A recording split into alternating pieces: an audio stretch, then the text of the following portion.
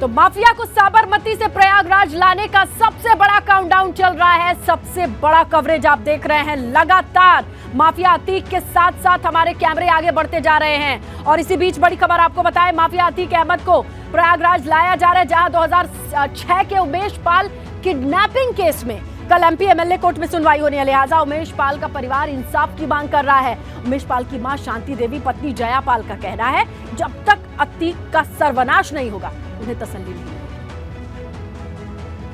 बेटा, हम तो अभी तक यही उम्मीद लगाए थे कि ये मारा जाएगा। अब ये कि कल 28 तारीख है, क्या कोर्ट इसको फैसला देती है। उसे बेटे ने तो मेरे ही बताया था कि उसको सज़ा हो जाएगी। अगर सज़ा होती है तो सज़ा में क्या तसल्ली है, सज़ा से हमें तो तसल्ली नहीं है। जैसे मेरे बेटे को मारा इसने, इसका भी काउंटर होना चाहिए, मारा जाए। इसका जो भाई है, इसका बेटा है, सब मारे जाएं। बहन को लग रहा है कि हाँ मेरा भाई जा रहा है, यहाँ पे भी बहनें हैं, आज वो अपने भाइयों को राखी कैसे बांधने आएंगी। आपके यहाँ तो आपको तो समझ में आ रहा है कि आपका भाई इतना करने के बाद, मेरा आदमी तो कुछ भी नहीं किया था, तब उसने ये इतनी बड़ी हत्या करवा दिया अपने बेटों को भेज करके। कम से कम इसका पूरा घर सर्वनाश हो, मैं ये मांग कर रही हूँ। कम से कम वो नहीं रहेगा, मेरे आदमी को भी शांति मिलेगी कि हाँ मैंने जो जिस लड़ाई राजू पाल के लिए लड़ाई किया था, आज वो उस आदमी का मरने की उन्हें भी श्रद्धांजलि मिलेगी और मेरे आदमी को भी श्रद्धांजलि मिलेगी।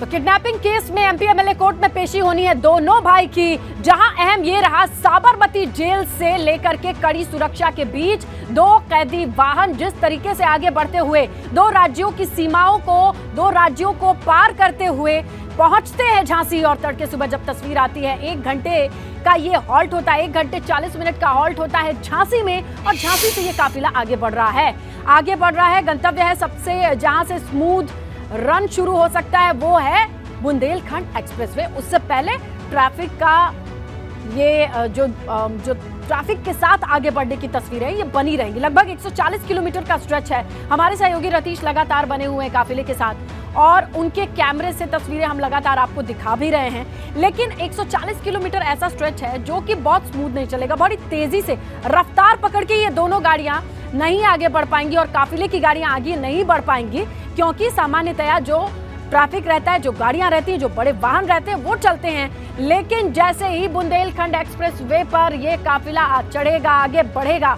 माना जा रहा है लगभग 6 घंटे का ये सफर बड़ी तेजी से पार किया जाएगा, तय किया जाएगा।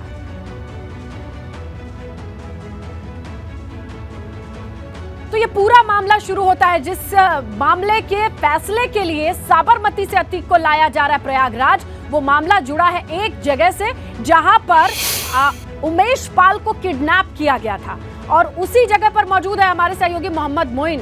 रुक कर लेते हैं उनका और समझते हैं कि आखिरकार यहाँ जहां आप खड़े हैं मोइन, यहीं की मिट्टी खींच करके अतीक को यहीं लेकर के आ रही है, जबकि वो साबरमती था। जी बिल्कुल, आपको बता दें कि जिस उमेश पाल के अपहरण के मामले में कल प्रयागराज की स्पेशल एमपी एमएलए कोर्ट का फैसला आना है, उस उमेश पाल को प्रयागराज में इसी जगह से अगवा किया गया था। ये प्रयागराज के चौफटका इलाके का ये फांसी इमली एक जगह है, और इसी जगह से उमेश पाल को अपहरण किया गया था। 28 फरवरी 2006 की तारीख थे, और उस उमेश पाल ने जो एफआईआर दर्ज कराई है, उस एफआईआर के मुताबिक आपको बता दें कि साफ तौर पर कहा है कि 28 फरवरी 2006 को शाम के वक्त अतीक अहमद की लैंड क्रूजर गाड़ी इस तरफ से आती है, यानी इस तरफ अतीक अहमद का दफ्तर है, दफ्तर की तरफ से आती है, यहाँ पर आकर के रुकती है, और यहीं पर उमेश पाल अपनी बाइक से थे, और उस गाड़ी से तमाम असलहाधारी उतरते हैं, और लैंड क्रूजर गाड़ी के ठीक पीछे एक और गाड़ी रहती है। तमाम असलहाधारी उतरते हैं, उमेश पाल के साथ मारपीट करते हैं, और लैंड क्रूजर गाड़ी में अतीक अहमद बैठा हुआ था, और उसके सामने ले जाकर के उसी गाड़ी में ढकेल करके से उमेश पाल को जो है उस गाड़ी में डाला जाता है और यहीं से ठीक आप जो सामने की तरफ रास्ता देख रहे हैं वहां से एक ओवर ब्रिज शुरू होता है और उस ओवर ब्रिज को पार करने के बाद अतीक अहमद का दफ्तर पड़ता है। तकरीबन यहां से दफ्तर की दूरी 1.5 किलोमीटर की होगी। उमेश पाल को उसी दफ्तर में ले जाया जाता है, वहां मारपीट की जाती है, रात भर रखा जाता है, करंट लगाया जाता है और जबरन हलफनामा एक लिखवाया जाता है और साथ ही अगले दिन घर ले जा करके कोर्ट ले जा करके गवाही भी दिलाई जाती है कि राजू पाल जो कि बीएसपी के विधायक थे, उनकी मर्डर केस में वो चश्मदीद गवाह नहीं हैं, वो कोई गवाही नहीं देना चाहते हैं। लेकिन आपको बता दें कि उमेश पाल जब कोर्ट से लौट कर आए उन्होंने प्रयागराज पुलिस में शिकायत की थी, लेकिन उस वक्त उत्तर प्रदेश में समाजवादी पार्टी की सरकार थे, अतीक अहमद समाजवादी पार्टी से सांसद था, इसलिए उसकी एफआईआर दर्ज नहीं की गई थी। और 1 साल बाद जब उत्तर प्रदेश में सत्ता परिवर्तन होता है, मायावती की सरकार आती है, तब जाकर के उमेश पाल की एफआईआर दर्ज होती है। तो उमेश पाल के जिस केस में फैसला कल आना है उस जगह उस केस की शुरुआत ठीक इसी जगह से हुई थी जिस जगह पर हम खड़े हैं, जिस जगह पर हम मौजूद हैं। अच्छा, और ठीक इसी जगह से उमेश पाल को अगवा किया गया था। अच्छा, अतीक अहमद की मौजूदगी। ये जगह उस जगह से कितनी दूर है मोइन जहां पर आज अतीक को लाया जाएगा? देखिए, अगर हम बात करें ये जगह, ये प्रयागराज के सुलेम सराय इलाके की फांसी इमली जगह है। ये बोर्ड यहाँ पर अभी भी लगा हुआ है और जो तमाम क्रांतिकारी हैं उनकी मूर्तियां यहाँ पर लगी हुई हैं। लेकिन अतीक अहमद को जब प्रयागराज लाया जाएगा तो उसे नैनी सेंट्रल जेल रखा जाएगा और ये रास्ता आप हमारे बाईं तरफ देख सकते हैं। हम अपने कैमरा सहयोगी अनुराग से कहेंगे कि वो तस्वीरों के जरिए दिखाने की कोशिश करें। ये जो सामने सीधी सड़क जा रही है, अगर हम इस सड़क से जाते हैं तो तकरीबन 14 से 15 किलोमीटर की दूरी होगी। यहाँ से अगर हम कार से जाते हैं तो आधे घंटे का वक्त लगता है। नैनी इलाके में वो सेंट्रल जेल है जहां पर अतीक अहमद और उसके छोटे भाई अशरफ को रखा जाएगा। बहुत मुमकिन है कि शाम 5 बजे के करीब अतीक अहमद यहां पर जेल पहुंच सकता है। उसे रात भर जेल में ही रखा जाएगा और कल सुबह जेल से निकाल करके उसे प्रयागराज की उस एमपी एमएलए कोर्ट में पेश किया जाएगा जहां कल उसका और उसके भाई की तकदीर का फैसला होना है। और बहुत मुमकिन है कि अतीक अहमद और उसके भाई अशरफ दोनों को ही कोर्ट दोषी करार देगी, सजा सुनाई जाएगी। और अतीक के खिलाफ अब तक कुल 101 मुकदमे दर्ज हैं, उसके भाई अशरफ के खिलाफ 52 मुकदमे दर्ज हैं। तो दोनों भाइयों के खिलाफ अगर हम बात करें तो दोनों भाइयों के खिलाफ कुल मिलाकर 153 मुकदमे दर्ज हैं। लेकिन अभी तक दोनों भाइयों में से किसी को भी किसी भी मामले में सजा नहीं हुई थी और यह पहला मौका होगा जब दोनों भाइयों को किसी भी मामले में सजा होगी। बिल्कुल मोइन, समझा जा सकता है कि जिस रास्ते पे आप खड़े हैं, जिस जगह पर आप खड़े हैं, वहां उमेश पाल भले ही आज दुनिया में ना हो लोग, लेकिन उनकी किडनैपिंग से शुरू हुआ ये वाकया उसे अतीक के दफ्तर से दूर वहां तक ले जा रहा है जिसे कहते हैं नैनी सेंट्रल जेल।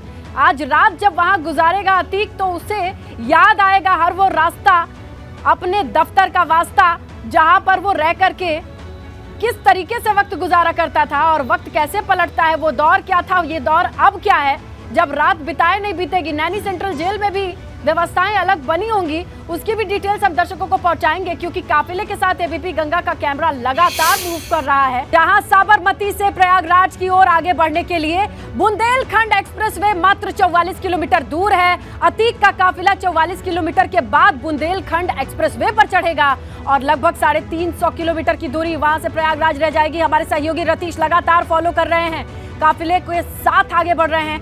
अभी रतीश, कहां पहुंचे हैं आप, लोकेशन क्या है करंट और आगे की डिटेल्स?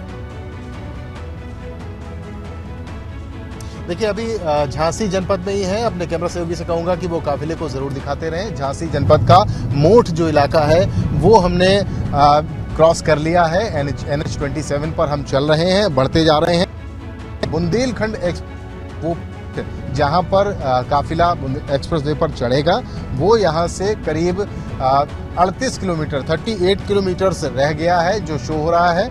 और ये NH 27 पर ये कुछ सड़क में मरम्मत का भी काम चल रहा है। ऐसे ही ऑब्स्टेकल बार बार स्पीड को रोक देते हैं और ऐसे में अब जो शो हो रहा है 38 किलोमीटर, वो पॉइंट जो बुंदेलखंड एक्सप्रेसवे पर ये काफिला चढ़ेगा। लेकिन अगर टोटल डिस्टेंस की बात की जाए तो 350 किलोमीटर के आसपास का ये काफिला, अभी इस 350 किलोमीटर के आसपास का जो डिस्टेंस है वो इस काफिले को तय करना है और 6 घंटे के आसपास का वक्त बताया जा रहा है जब इलाहाबाद ये काफिला पहुंचेगा। काफ़ी तेज़ गति से अब बढ़ रहा है, लेकिन बीच बीच में कहीं पर सड़क में काम होता दिखता है, कहीं पर ऑयल टैंकर्स दिखते हैं, कहीं पर ट्रॉली आ जाती है। इस तरीके के जो हिंड्रेंस हैं, चूँकि एक्सप्रेसवे है, ऐसे में स्पीड में थोड़ा सा विराम लगता है। अगर मेरी गाड़ी की स्पीड की अगर बात की जाए तो 60 किलोमीटर के आसपास रफ्तार से इस एक्सप्रेसवे में गाड़ी चल रही है, यानी इसी स्पीड के आसपास सभी गाड़ियां जो काफिले में हैं 60 से 70 किलोमीटर प्रति घंटे की रफ्तार से गाड़ियां चल रही हैं। और हम अब बड़ा गांव की तरफ आगे बढ़ रहे हैं, मोट का इलाका क्रॉस कर चुके हैं, यानी झांसी जालौन बॉर्डर की तरफ अब हम धीरे धीरे बढ़ रहे हैं और धीरे धीरे उस पॉइंट तरफ भी बढ़ रहे हैं जो बुंदेलखंड एक्सप्रेसवे की तरफ ले जा रहा है। और बुंदेलखंड एक्सप्रेसवे पर चढ़ने के बाद उम्मीद की जा रही है कि इतना हिंड्रेंस वहां पर, इतना ऑब्स्टिकल नहीं देखने को मिलेगा। गाड़ियों की रफ्तार थोड़ी तेज होगी ताकि जो नेचुरल लाइट है उसमें क्लियर विजन भी रहता है, लेकिन गाड़ियां अगर सामने आ जाती हैं, भारी वाहन आते हैं, तो गाड़ियों में थोड़ी सी स्पीड में विराम भी लगती है। फिलहाल लगातार काफिला आगे बढ़ रहा है। अतीक अहमद को कल यानी कुल मिला के रतीश, दिन छिपने से पहले रोशनी रहते रहते नैनी पहुंचने की कोशिश रहेगी काफिले की।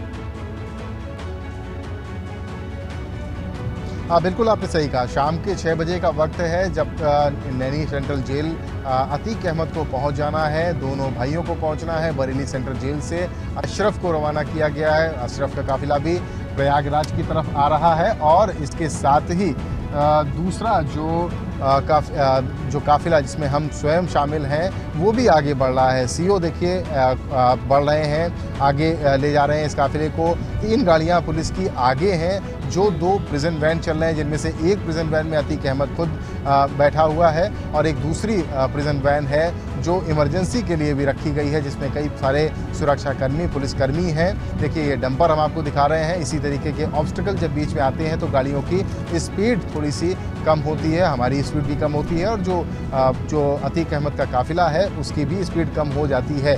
तो ये जालौन की तरफ बढ़ता हुआ काफिला, झांसी और जालौन के बॉर्डर की तरफ ये काफिला लगातार बढ़ रहा है। जी बिल्कुल, तो देखिए 36 किलोमीटर से कम ही का दूरी तय करना होगा बुंदेलखंड एक्सप्रेसवे पर बढ़ने के लिए। इसी बीच आपको बताते चले, प्रयागराज जेल में सुरक्षा के पुख्ता इंतजाम है। माफिया अतीक को नैनी जेल में रखा जाएगा, हाई बैरक सिक्योरिटी में रखा जाएगा अतीक को। अतीक की बैरक की सीसीटीवी लैस होगा, इंस्टॉल होगा अतीक की बैरक में सीसीटीवी। अतीक की सुरक्षा में वो जवान जिनका पूर्वांचल से संबंध नहीं होगा वो तैनात रहेंगे। अतीक अहमद को आज साबरमती जेल से प्रयागराज नैनी जेल के लिए लाया जा रहा है। नैनी जेल पर हम मौजूद हैं और आपको दिखाना चाहेंगे किस तरह की नैनी जेल पर तैयारियां हैं। आप देख सकते हैं किस तरह से भारी संख्या में फोर्स बल तैनात किए गए हैं। शाम का वक्त होगा जब अतीक अहमद नैनी जेल पहुंचेगा, लिहाजा नैनी जेल की सुरक्षा व्यवस्था काफ़ी चाक चौबंद की गई है। अगर बात करें बैरक की तो हाई सिक्योरिटी बैरक में अतीक अहमद को रखा जाएगा। इसके साथ साथ जो बैरक में तैनात होंगे जो सुरक्षाकर्मी, उनको बॉडी कैमरा से युक्त वो कर्मी होंगे। इसके साथ साथ उन कर्मियों का जो पुलिसकर्मी होंगे उनका पूर्वांचल से नाता नहीं होगा, ऐसे कर्मियों को लगाया गया है। इसके साथ साथ CCTV कैमरे से लैस होगा वो बैरक जिसमें अतीक अहमद रखा जाएगा। तो फिलहाल आप देख सकते हैं किस तरह से तैयारियां की गई हैं। पुलिस की तमाम गाड़ियां जो हैं वो लगातार आ रही हैं और सुरक्षा व्यवस्था का जायजा ले रही हैं। तो अतीक अहमद शाम को नैनी जेल पहुंचेगा जिसकी तैयारियां पूरी कर ली गई हैं और सुरक्षा के चाक चौबंद बंदोबस्त पुलिस द्वारा किए गए हैं। कैमरामैन विशेष के साथ नवीन पांडे, ABP गंगा, प्रयागराज। तो नैनी वो मंजिल है जहां तक पहुंचने के लिए काफिला लगातार आगे बढ़ रहा है। काफिला अभी इस वक्त है कहां? हमारे सहयोगी रतीश उस काफिले के पीछे ही हैं। रतीश का रुख कर लेते हैं। अब बुंदेलखंड एक्सप्रेसवे पर पहुंचकर ही वो रफ्तार मिलने वाली है रतीश, जिसका इंतजार हो रहा है। उससे पहले ऐसी रुकावटें हैं, ऐसे जो 60 किलोमीटर वाली स्पीड है, मान करके चले कि वो 35-36 किलोमीटर मेंटेन रहेगी।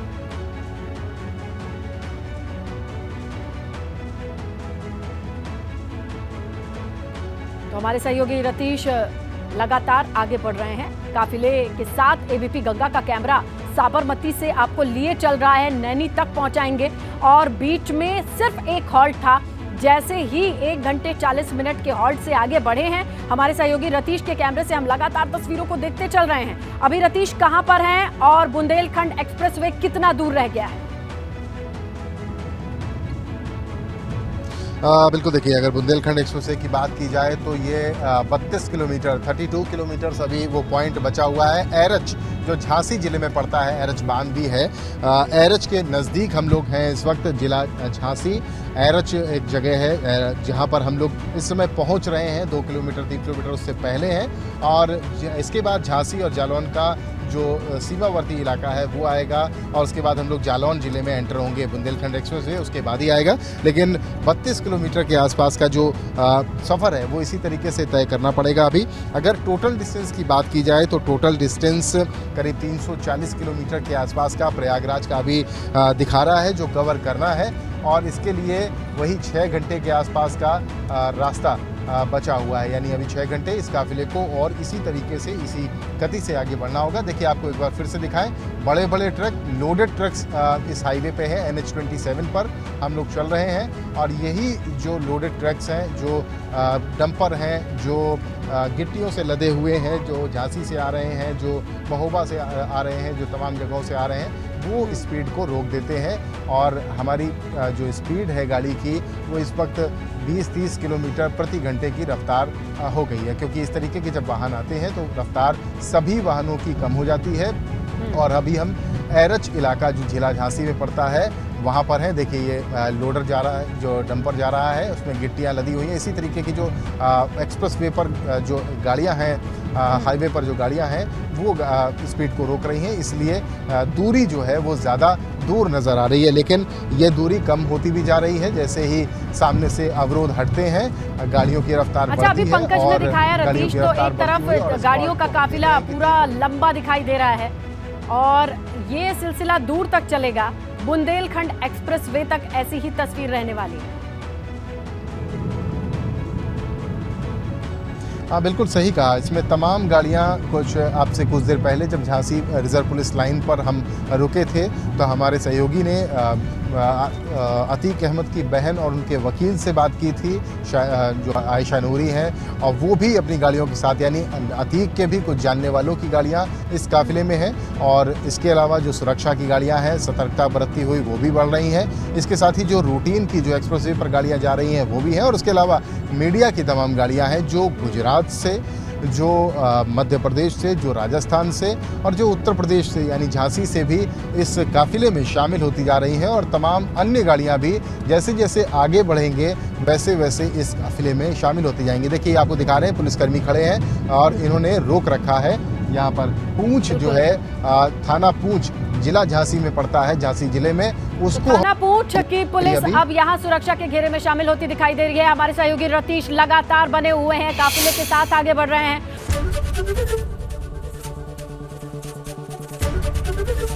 ABP गंगा, खबर आपकी, जुबान आपकी।